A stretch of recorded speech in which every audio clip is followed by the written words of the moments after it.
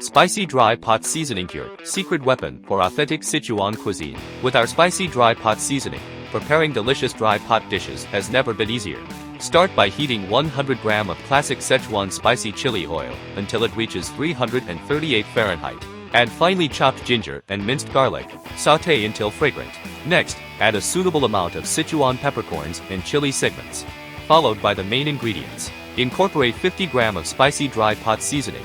Stir-fry until well combined, allowing the spicy flavors to meld perfectly. Finish by adding sesame oil and mix thoroughly.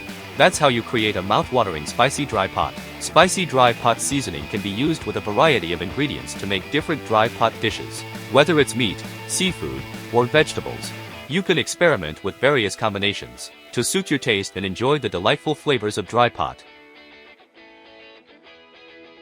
Authentic Szechuan flavor from classic Szechuan.